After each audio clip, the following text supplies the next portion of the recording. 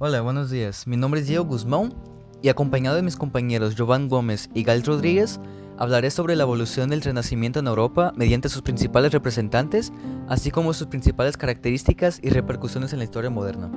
Hablaremos de los pensadores y sus principales aportaciones en el Renacimiento de manera respectiva a sus fechas de nacimiento.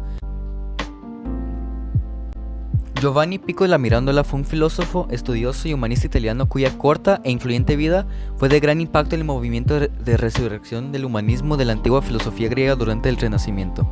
Giovanni es principalmente reconocido por los acontecimientos de 1486, cuando a los 23 años propuso defender 900 tesis, es decir, 900 proposiciones recogidas de las más diversas fuentes culturales, tanto del Occidente como del Oriente, en su famoso discurso sobre la dignidad del hombre, que hoy en día es reconocido como el Manifiesto del Renacimiento y un texto fundamental del humanismo renacentista.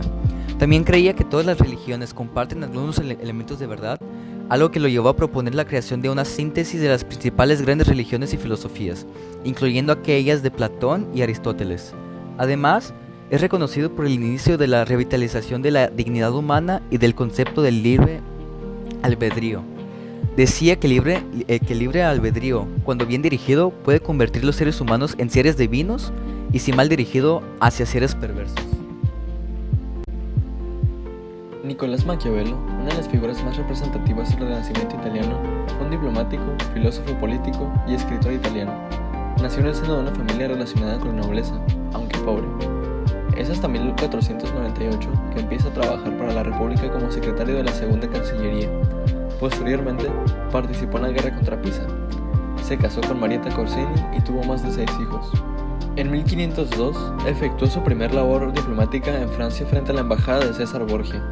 En 1506, fue nombrado canciller de los 9 oficiales de la milicia florentina. A pesar de su larga carrera como diplomático, en 1512 se le apartaron todos sus cargos y fue exiliado a Florencia. Es en esta reclusión que empieza a escribir sus esenciales obras, como El Príncipe, discursos sobre la primera década de Tito Livio, Asno de Oro, Belfegor Archidiablo y del arte de la guerra. Estas obras lo llevaron a ser considerado el padre de la ciencia política, pues analiza la realidad política en ellas. Se enfoca en plasmar la manera de obtener el poder y conservarlo, sin consideración moral o religiosa alguna, así como las características de todo buen gobernante y su comportamiento. Además, propone la separación de la Iglesia y el Estado. Es por su ideología que hoy se utiliza la palabra maquiavélico, para definir a una persona astuta y engañosa.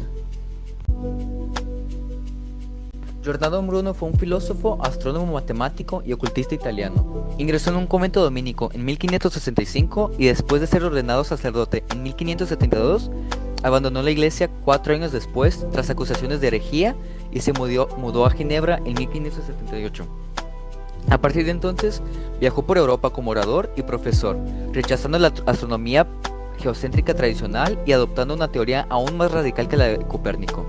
Planteó la hipótesis de un universo infinito y de múltiples mundos. Sus teorías cosmológicas, que anticipan aspectos fundamentales de la concepción moderna del universo, lo llevaron a ser excomulgado por la Iglesia Católica Romana, Calvinista y Luterana. En 1592 fue detenido y juzgado por el gobierno veneciano y fue extraditado a Roma y tras un juicio de 7 años fue quemado en la hoguera. Sus ideas éticas han atraído a los humanistas modernos y su ideal de tolerancia religiosa y filosófica ha influido en los pensadores liberales. Sus obras más importantes son Del infinito, El universo y los mundos de 1584 y Expulsión de la bestia triunfante, la cual salió en el mismo año. Martín Lutero fue un teólogo alemán. En los inicios de su vida, Lutero estaba consagrado a sus estudios en la Universidad de Erfurt, hasta que un día fue casi golpeado por un rayo.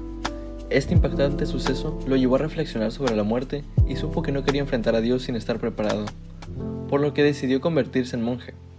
Una vez aceptado en la orden, se convirtió en un devoto miembro del monasterio, motivado por no alcanzar la vida después de la muerte. Con el paso del tiempo, su nombre fue adquiriendo mayor peso en la sociedad. A pesar de que ya era doctor en teología, Lutero seguía preguntándose cómo es que se lograba aceptar la aceptación de Dios. Hasta que, leyendo la Biblia, se dio cuenta de que esto se conseguía únicamente a través de la fe y la gracia divina. Posteriormente, organizó un debate en el que planeaba discutir la venta de indulgencias al que nadie asistió. En consecuencia, Martín Lutero decidió clavar en la puerta de la iglesia de Todos los Santos de Wittenberg sus 95 tesis. Estas tesis causaron un revuelo que hacían temblar todos los fundamentos de la Iglesia. Sus tesis, con la ayuda de la recién inventada imprenta, lograron difundirse con gran velocidad hasta provocar el inicio de la Reforma Protestante.